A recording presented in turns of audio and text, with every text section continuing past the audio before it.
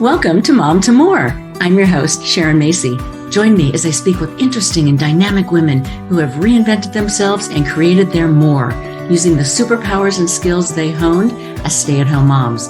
They will share their experiences, struggles, and successes as they return to a former career, pursued a passion or hobby, or charted an entirely new path, giving you the clarity and inspiration to help you answer the question, what do you want to do when your kids grow up? Hello, everyone. Welcome to the Mom to More podcast. My guest today is Joan Hornig, founder, designer, and owner of the philanthropically driven companies Joan Hornig Jewelry, Philanthropy is Beautiful, and Pavé the Way. Joan began her career as a professional fundraiser for Harvard University and Columbia Business School before spending 19 years on Wall Street. Philanthropy is Beautiful is a unique social enterprise model that donates 100% of profit to each purchaser's charity of choice. The brand was launched in 2002 at Bergdorf Goodman in New York and is currently sold online and in fine retailers and museum shops across the United States. Their goal is for every client to enjoy being a philanthropist and enable nonprofits they care about to benefit. Sales to date have generated millions of dollars in donations to over 1,000 nonprofit organizations around the world, all chosen by customers. Philanthropy is Beautiful was named Social Enterprise Innovator of the Year by AI Global Media in 2023, marking the second year in a row receiving this award. Joan's jewelry designs are worn by numerous stars, business leaders, and government officials, including First Ladies Laura Bush and Michelle Obama, former Secretary of State Hillary Rodham Clinton, Oprah, Lady Gaga, and Jennifer Lopez. Joan's work continues to be a favorite gift from the U.S. State Department to visiting dignitaries. Welcome, Joan. I am so thrilled you're joining me here today. Thank you for being with me. It's an honor and a privilege. Thank you. Thank you. So let's jump in. There is so much to you, and I'm really looking forward to sharing your insights and your experiences with my listeners. So I always start with my essential mom question, and that is, how many kids do you have and where did you raise them? I have two daughters. I raised them in New York City, and fortunately, I also have two sons-in-laws now. Good. That's really nice. Really and nice. Any grandkids? No grandkids, but fingers crossed. Okay. So your stay-at-home mom journey has been unusual, to say the least. You pivoted from Wall Street to stay-at-home mom, to jewelry and philanthropy. So take me back to that moment when you said, I am moving away from my work role into being a full-time mom. What and why was that important for you to do that? I think that while there was a moment, which was probably 9/11, there was a buildup that led up to that. And I think that it wasn't a spot decision. It was very much what I was missing. Time goes so quickly. The children, they grow in their sleep, they change in their sleep. And I had spent so much time away from home. Even getting to work took me an hour and a half each way, that I felt that I wasn't there enough. And so I went through a process of moving my work from being employed with a paycheck to my own company in financial services so that I can control it, to much more time at home. Then when 9/11 happened and I was able to go to the school and pick up my kids because I was close, I said, this is it. That's it's so important. This is it. I have to be there for them and the other children whose parents weren't close. I could bring them home. Right. So you became, as a lot of moms that I have spoken with, you became mom to many. We are all moms to many. Every mother's heart is the same. I really believe that every child is I consider my child. I can appreciate that. And they're so passionate. And as you said, the time goes so quickly. And I do find it interesting how, albeit that you did it, a little later than most of us, many of us will have kids and okay, we've given up our career, we put that on hold, we're stay-at-home moms. And you did it, sort of a little backwards, but the rationale for why you did it was still very familiar, to all of us who did it, the other way. So you had a really interesting mom school moment, which ended up being your introduction to Bergdorf Goodman. So can you take my listeners back to that day in the school pickup line and tell me about that? A very wonderful thing happened to me. My younger child, who at the time was definitely in elementary school, said, I really wish you would spend more time with the other mothers. And so I thought, why not spend time doing two things at once? One of the things that I think women do so well is they multitask. Absolutely. So we went from pickup to the Guggenheim Museum. And we went to the Guggenheim Museum, and this lovely woman said to me, I love your necklace. And I said, thank you. She said, where did you get it? And I said, I made it. And she said, what do you mean you made it? I didn't know you did that. I think you're of you as a finance person. And this was a real aha moment for me, maybe even as big as staying home, because what I thought and what I told her was that I was no more one thing than she was one thing in definition. I mean, I said, here you are, this well-educated, in shape, fabulous mother, partner, house manager, community CEO. leader, Family, like all of the things that I said, all of the things that you're doing. I said, you're the class mom. I said, I don't see myself as just my definition of work. I see that as only part of my definition. And I really like to make jewelry. And I got to start making jewelry by doing it with this child, this younger child of ours, who took a beading class. And it was something we could do together because I'm artsy. And through that process, I developed an interest that I didn't even know I had. So leave it to kids to teach their parents. Absolutely. Absolutely. You find out so much about yourself when you're with your kids. So we can thank your daughter for the beginning of what you have created. And to continue on with that story, what she said to me was, can I buy one? And I said to her, she said, I'll pay for it. And I said, no, you can't. I said, yes, you can buy one, but you have to give what it costs to the nonprofit you're on, because many women and many men as well in the nonprofit world are on boards, and they have to give or get a certain amount of money because these are nonprofit boards. And let's face it, nonprofits need the money. They do. They need people to talk about them. So I said, but maybe you'll want something else. I said, I keep them all in Tupperware under my china cabinet. I love that. I mean, everyone, it's like, but it's so true, like stacked up in Tupperware. Fabulous jewelry in Tupperware underneath the kitchen sink. Yeah. And so, and I live close to the Guggenheim. And so we walked over, and this was the era of filofaxes, not phone numbers and contacts on your phone. And she went to her purse and she opened up her filofax.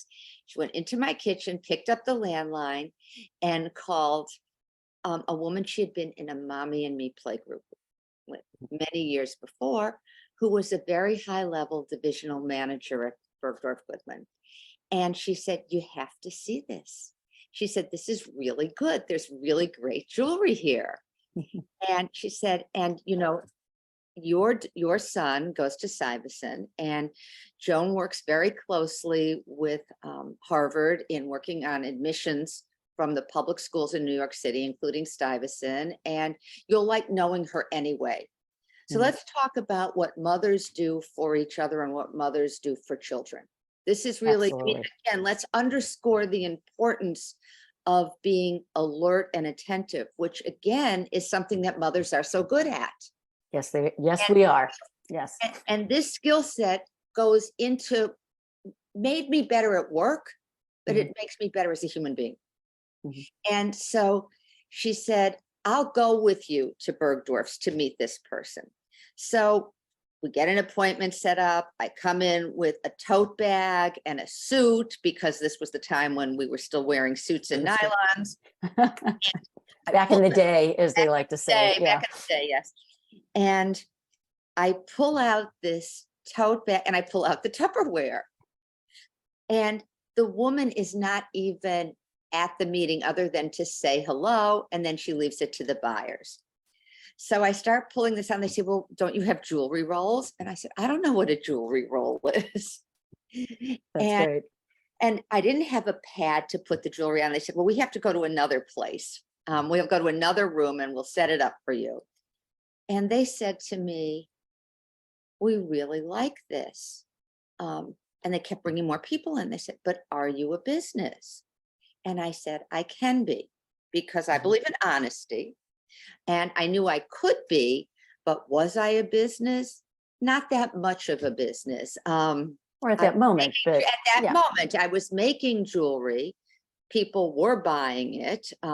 They were my friends, and they were all whatever it cost that we were giving to the nonprofits that they sat on the boards of. I said, this will be a way I can help support you. So they said, we'll get back to you. We have to go to all the trade shows, all the professionals who were jewelry makers. And they called me back 6 weeks later and they said, we want to launch this here. And that's incredible. It was incredible. But let me tell you something, when you have no marketing and you have no experience in this, I'm going to go back again to the power of mothers and women and friendship and the support that I got from these women, the other mothers, because this woman turned down the spigot for me. Yeah. And it was really extraordinary. And it was really different. I mean, I sold financials, I sold asset management. I didn't sell something that had my name on it. I didn't sell something that I touched. I sold intangibles. And it was very good to have the support of the other mothers and the other women. So I think that's incredibly common. You've experienced it. I've experienced it. The women I feel that we are privileged to have met and to keep meeting in our lives are incredible on so many levels, from having your back when the kids are younger to making introductions because they love what you've created and they're just calling someone, and to them, maybe it's no big deal, but to you, it's the world. No, at that moment when Bergdorf said, we'd like to launch you, did you have panic that washed over you? Or you're like, okay, I can do this. I can ramp up. I can create this business. Did I have panic? I had so much excitement. My husband couldn't believe it because at the same time, I was still doing work from home in private equity. So I was trying to manage everything from home. And so I started getting up at 5 a.m, making jewelry. And this was before our phones had photos, had the capacity to take a picture. And I would get out the camera, I'd take pictures, I'd go over to the drugstore, I'd have them Build the film. film. Yeah. I'd glue them onto contact paper. So it's everything you learn in kindergarten comes back to you when you need it. And that's how I had the record of what I made. And I finally said to my husband, as it was taking off and doing so well, I said, I really want to stop making money and I really want to do this full time. And my husband's words, he always quakes a little when I say I have an idea. And that's how I started. But he said, go for it. And he said, your biggest risk is one of disappointment. Right. And you can handle that. Right. And I realize that not all women have that, a supportive spouse or have the ability to not be able to make money. But there's a lot of people out there who have, they've worked their life around it and they've made it work financially, on one salary.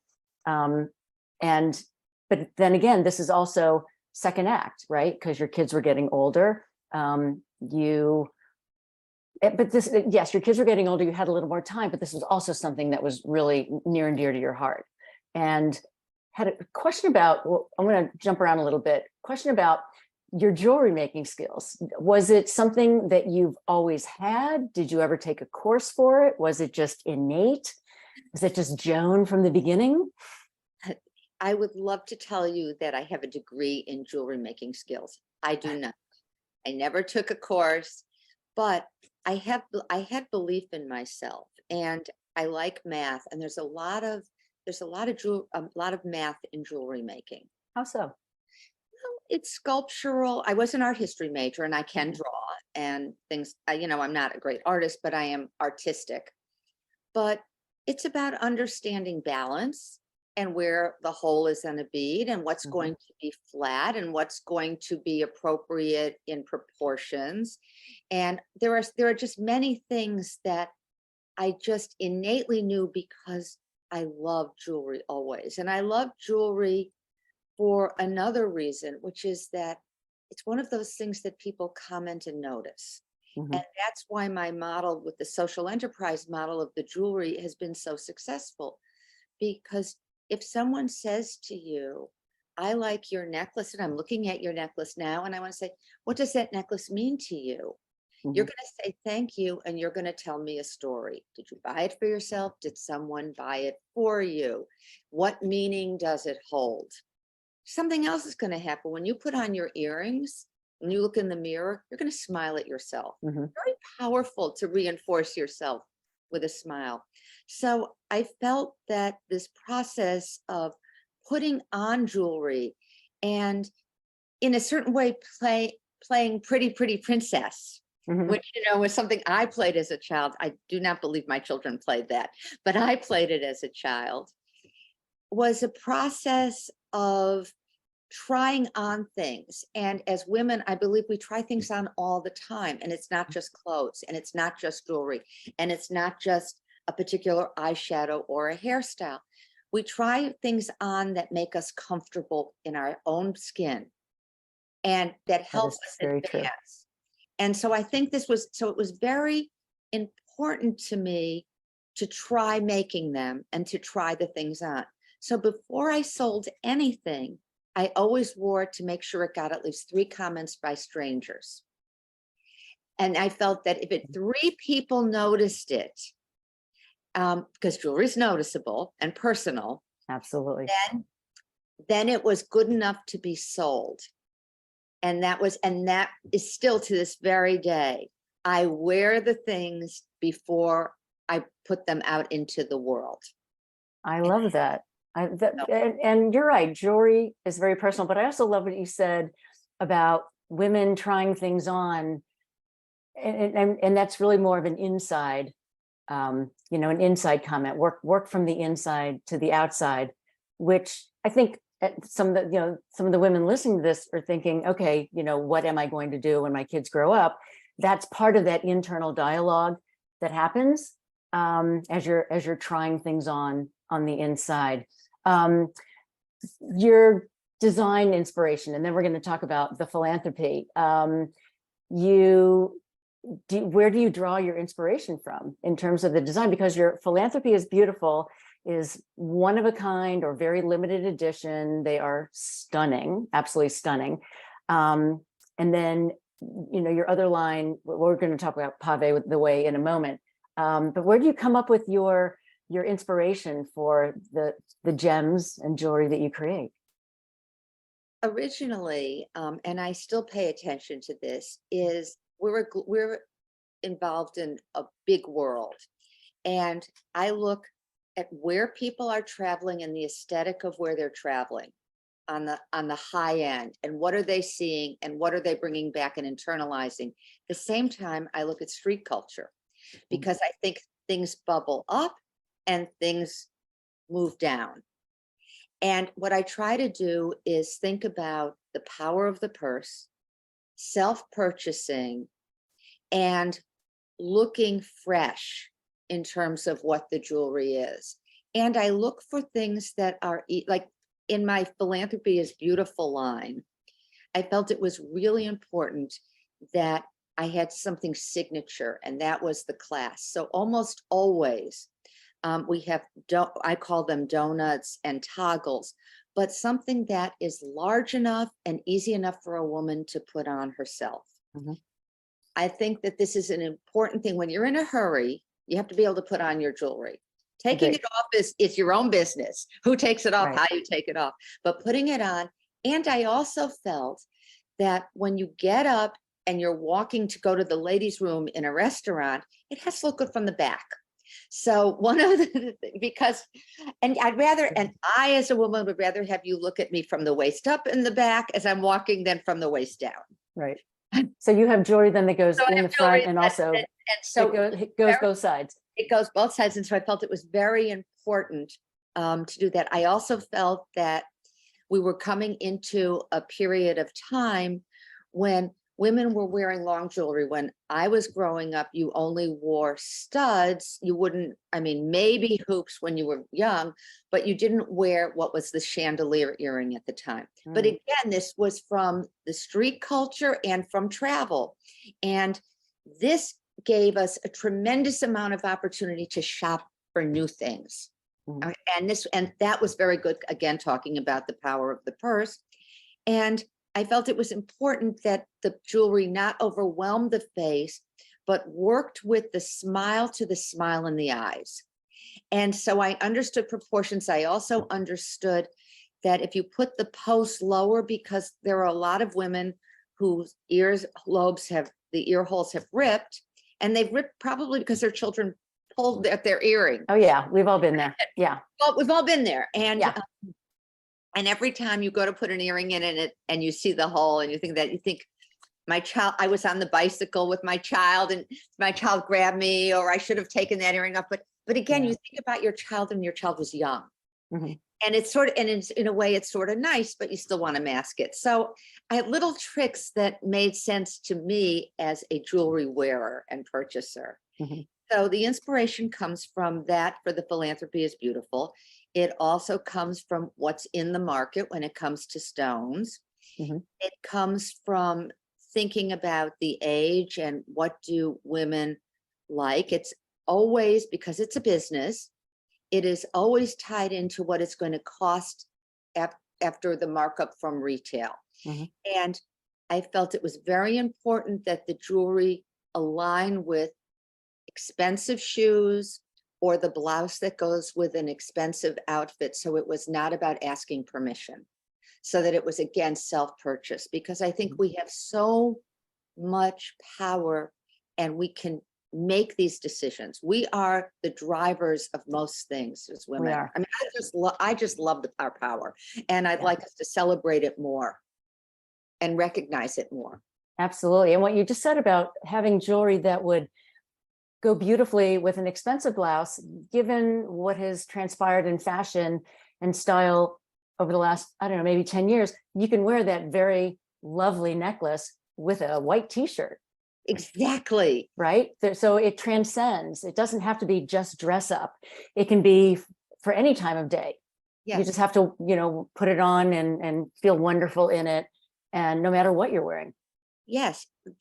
The jewelry, because of the philanthropy angle, which I know we're going to talk about, it's very important that it be noticeable. And so a white t-shirt, what's better than a white t-shirt? Not many things for showing off jewelry. But I want it to be noticed because the jewelry is designed to create conversations of consequence. And those conversations come from women, because mostly women wear my jewelry. There are men who wear my jewelry too, of course, but mostly women, and men and women are comfortable commenting on jewelry. It's not true.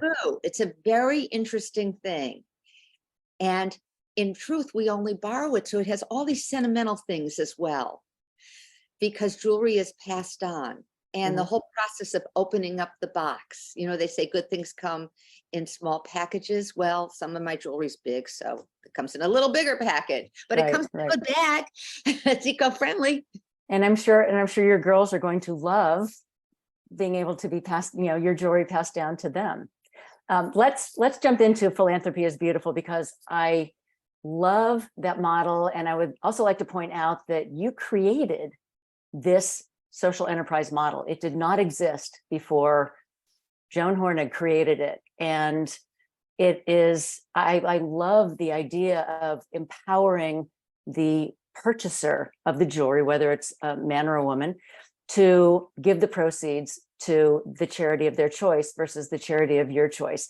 There's something just so powerful and unique. And so I applaud you for creating something that did not exist before.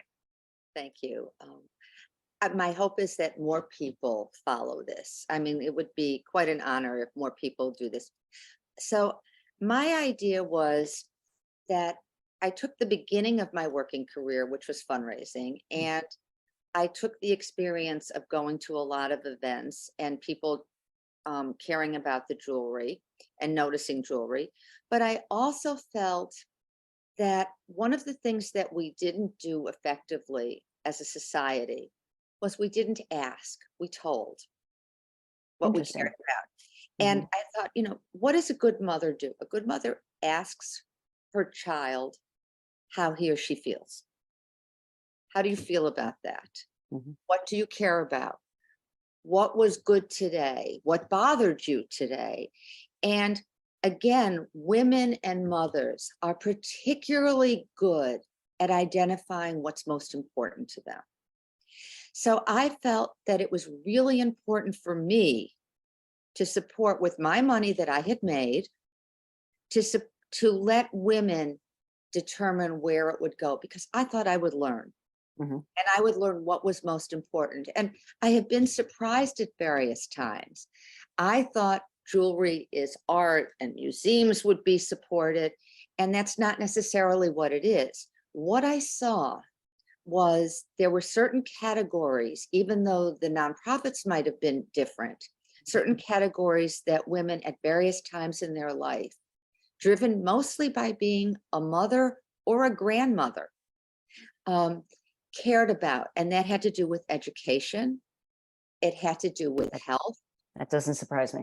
Okay. Yeah.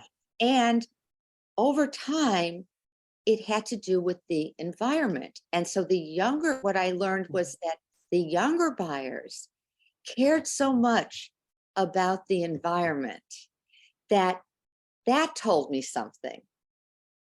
And at the same time, we're talking about, 20 plus years, there became a lot of things that had to do with mindfulness and thoughtfulness and empowerment.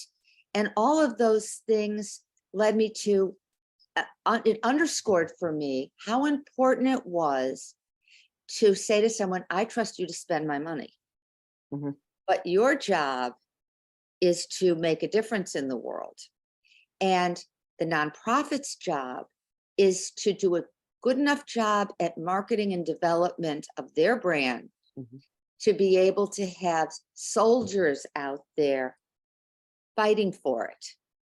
And absolutely. So I created it because I didn't care about things like Charity Navigator. I didn't care how much is in the overhead.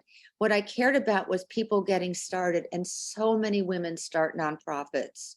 So many women are a part of this, and the community that nonprofit and committee work creates for women while they're raising their children, particularly the mothers who are at home, as well as, the mothers who are at work, but particularly the mothers who are at home. It's a big investment, and I wanted it celebrated and supported.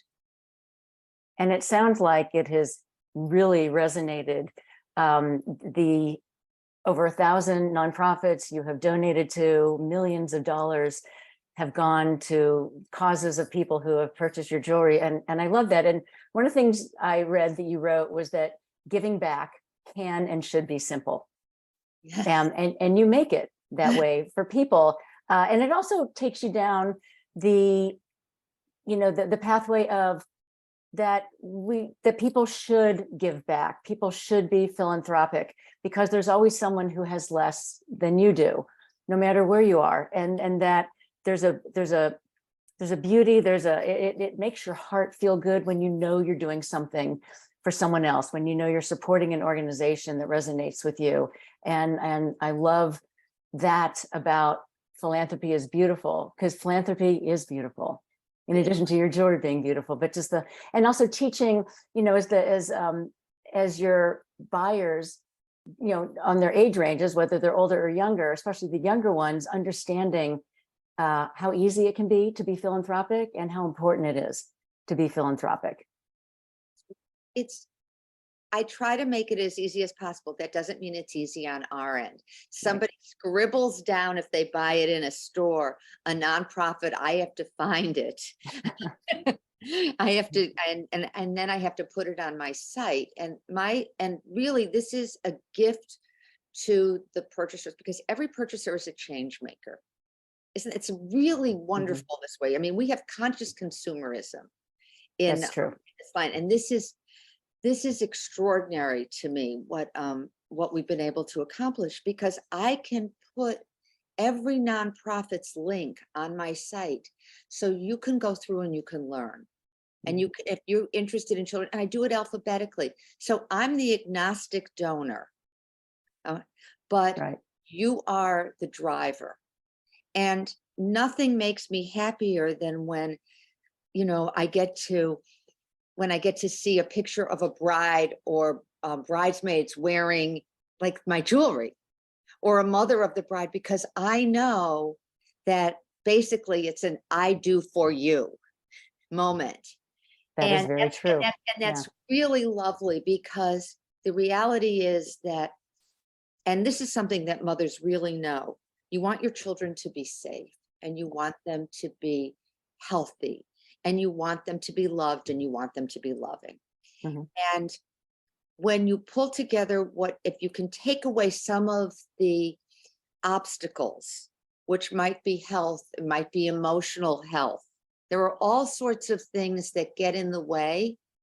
If you can work with people who are experts in dealing with them, which the nonprofit field jumps in all the time. And there are more women in the nonprofit field than Huge men. amount of women, yes. And so again, supporting another community of women. And so I like that in what I do. And I like the women who have been brought into my lives through this, which didn't happen when I had a finance life. Those were all men. Isn't that interesting? Isn't that interesting? It really is. I think the older I get, the more I realize there is a phenomenal sorority of women that we are blessed to have in our lives, that we are blessed to be able to meet at various points in our journey. And there's just something incredibly special about women and, the sisterhood that we're all in, sisterhood, sorority, whatever you want to call it. And I think that's a very astute comment. We were talking about philanthropy, your Pavé the Way designs, which are powerful visual symbols that make strong and very personal social impact statements.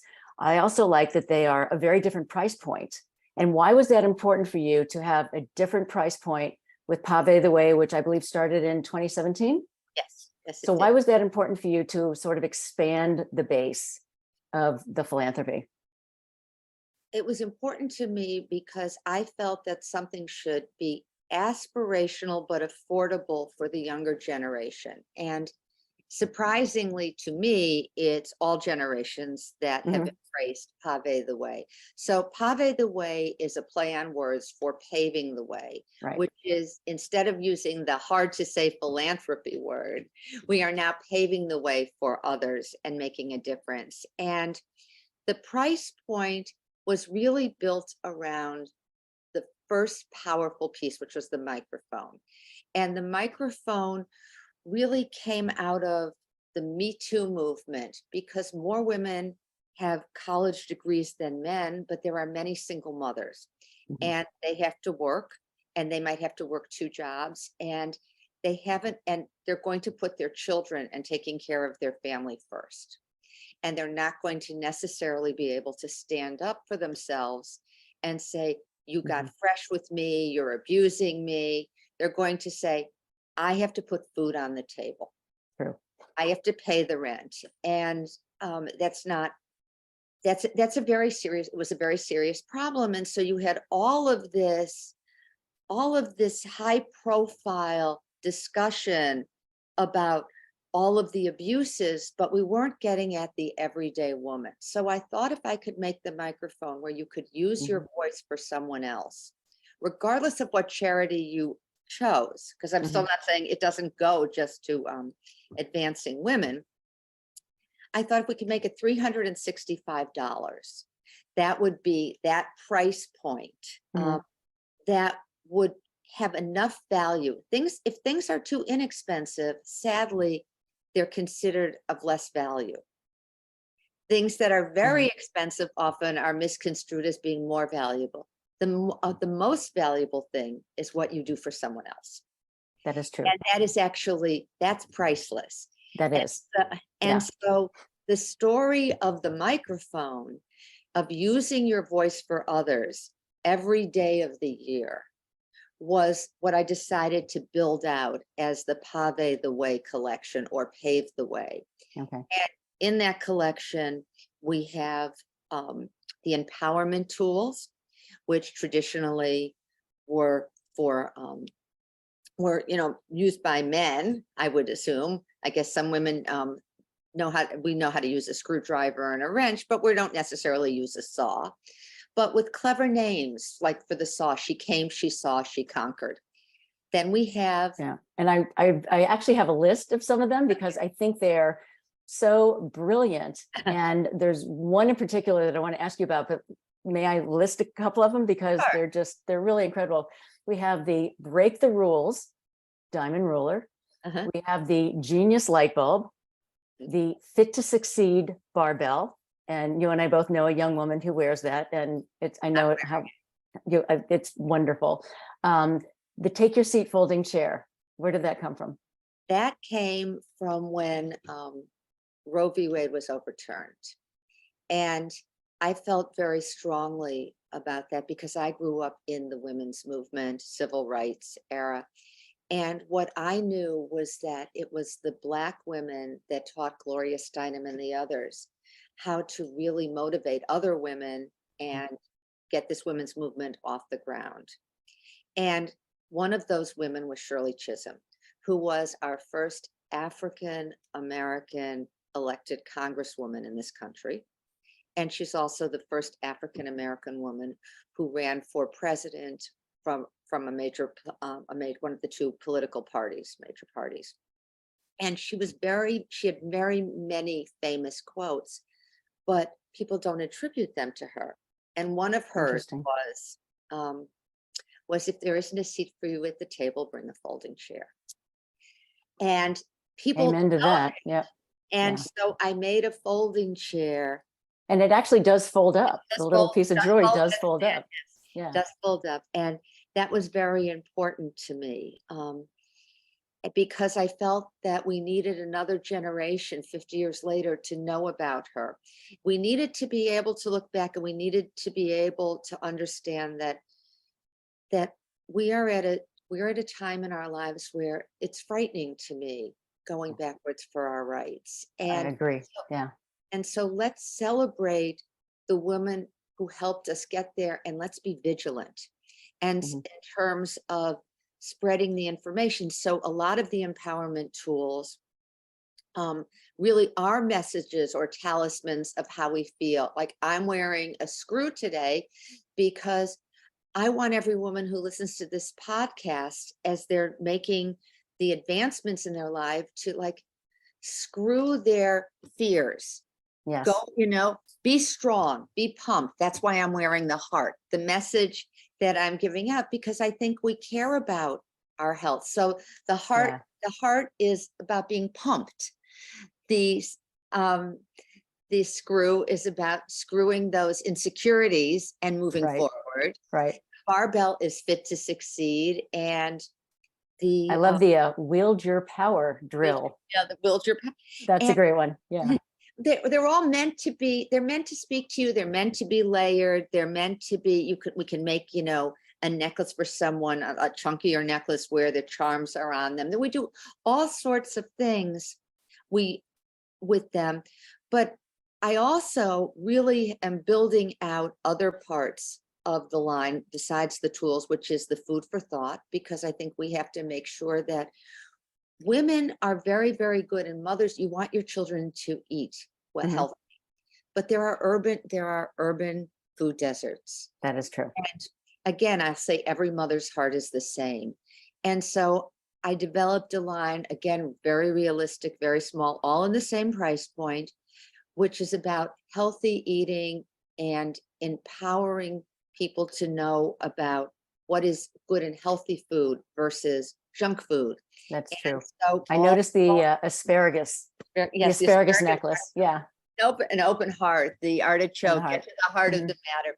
But the almonds and the pomegranate seed is, and that, that's a superfood, but the pomegranate seed is very important because regardless of your culture, regardless of what God you pray to, if you pray to a God, the pomegranate is a symbol of femininity, but it's the seed where it starts. And so that's about as abstract as I get. And now we're doing, You have no Planet B. no Planet B, because this is something that really resonates with everyone at this moment. Well, sustainability. Absolutely. Yes. And then we have Pavé, or Pave the Way for a Cure, because I go back to what I learned from the purchasers, and there are different things that we should do. So we pick the major organs. The largest organ we have is the skin. I can't do the skin. Can't do that. Okay. I can't do the skin. But one of my favorites is one that my husband named, which is the female reproductive organ. And he named it gynomite. He named it gynomite, from the strength from within. I love that. All the mothers out there, again, it's all about empowerment. And all in the, all like roughly $365, ethically sourced diamonds, repurposed gold, repurposed silver, fair wages paid, and all packaging since day one has been, eco-friendly, including the ink we use. So it's, and that's really what companies aspire to be, is, conscious, sustainable, and conscious, environmentally conscious. I was thinking about this, that I realized that this is your second act, but it feels so organic, almost as if it were written in the stars for you, Joan. You're doing what you love, you're creative, you've got this stunning jewelry, and you're providing women and people who purchase your jewelry this unique opportunity for philanthropy. And I love how you're just so very passionate about, every aspect of your jewelry. Here's another question for you. As women, and that when you said the screw, that you're wearing the screw, that reminded me of it, that I think as women, we're so sort of pre-programmed to be productive, and then you have the child rearing years, and then you hit menopause, and maybe you're getting theoretically too old for something, or you're waning. And the truth is, and you exemplify this, is that after all of those years, you look back, right? You say, screw that, right? You look back with wisdom and maturity and experience, and that you still, you're moving forward with momentum, and you are tossing out basically that old way of thinking, which is critical to moving forward. And I think for any mom listening to this podcast, the screw is a great mnemonic device, so to speak, to say, what is in your heart, what floats your boat, what is going to make you want to get up in the morning and be the person that is there inside. But sometimes being a mom, it gets sort of pushed down, right? You forget. It's like, oh, I used to love to do X, or I used to love to wear Y. And I think you have a really strong message in there with the Pavé the Way, with the empowerment tools. the most fun, thank you for that, but the most fun is when children choose for their mothers on Mother's Day. Yeah. And yeah. how they feel, the message they want to give to their mothers. And this happens, I just lost my mother this past year and she was 97, but I would think about, I still think about my mother. Oh my God, yeah. But 97, what a run, right? But the way we feel about mothers, the most seminal thing that happens to us in our life is if we're lucky enough to become a mother, that first child. There's nothing touches it. Nothing compares. And so if your child draws a picture for you when he or she is young and they give it to you, it's all for you. It's all for the mothers. Mm-hmm. And you're right. It's never for the dads. Never for, but then it goes away, and that's what you hope. You hope they go out into the world. That's our job. Our job is to give them wings. Absolutely. Our job is to give them wings, and our job is to know when to step in and when to step back. And to let them know that we're in their minds and their hearts as the I know I can. Not I think I can, I know I can. So not try to do it, just do it. Just do it. And I learned from my children, some of the things they've done are so much braver than things that I think I could have done. And I'm so thrilled with the kind of human beings they are.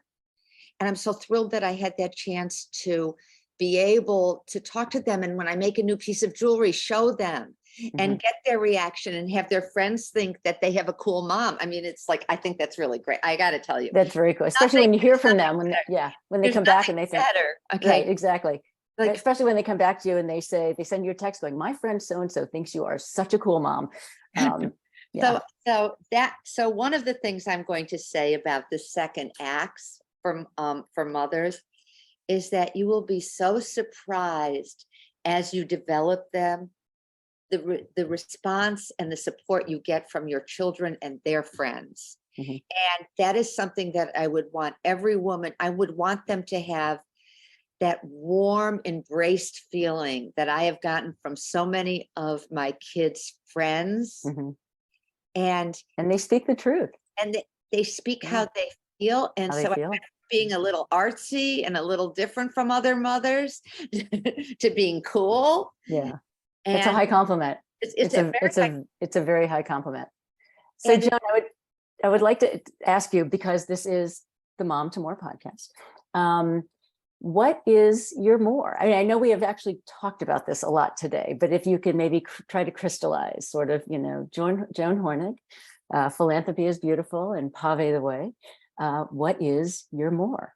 My more is really about lifelong learning and using what we learn to be effective. I think every one of us wakes up every day with the opportunity to do something good to happen to us and to do something good for someone else. And the more is to accelerate that, make it easier, and make us more thoughtful. So that's, and we do that by learning. And the world is very interesting. People are very interesting. I learn from people standing next to me in a supermarket line. I don't just learn from people talking to me from the television, or, it's everywhere. You learn from real life. We learn from real life, and we learn more from our children, even when they are mature beings. I will call my children to learn from them, and I'm always so amazed, and I love it. So lifelong learning. 100%. It's my more. I did that myself, so I agree with that 100%. So I'd like to ask you, where can my listeners find you online and on social media? Okay. You can find me online at www.ptwjewelry.com. The PTW stands for Pave the Way. That's what it stands for, jewelry.com, and at Instagram at Pave the Way Jewelry, and TikTok at Pave the Way Jewelry. And I want your listeners, to find me, because I want them, whether or not they buy jewelry from me, to be inspired by all of the decisions they make to make the world better for their children, their grandchildren, and children yet to be born and mature. Yes. Very well said. And also, it's never too late, and you're never too old. Never. So just go on with that. I will also tell listeners that all of your links will be in the show notes, so people can click on the links there to find you online. And I would also highly recommend that people check out your website, because it's beautiful. Your story is inspirational, and there's so much to be learned just from where you came from, what you've created, and where all this is going into the future. So Joan, I want to thank you so much for using your megaphone to amplify your message, right? I think there's a little you have a megaphone, Pavé the Way necklace. And I'm so grateful for you spending your time with me today on Mom to More, and everyone else, we will see you next time. Thank you. And I'm grateful that there are moms in the world who do more. If this podcast means something to you, it would mean so much to us if you'd be willing to take 30 seconds to do some or all of the following. First, can you please follow or subscribe to the Mom to More podcast? Following the pod means you'll never miss an episode. To do this, just go to the Mom to More show page on Apple Podcasts, Spotify, YouTube, or wherever you listen in, and tap the plus sign in the upper right corner, or click on follow. This is the most important thing for the pod. While you're there, if you'd be willing to give us a 5-star rating and review and share an episode with another mom, we'd be most grateful and appreciate your support. Thanks for listening in, and we'll see you next time.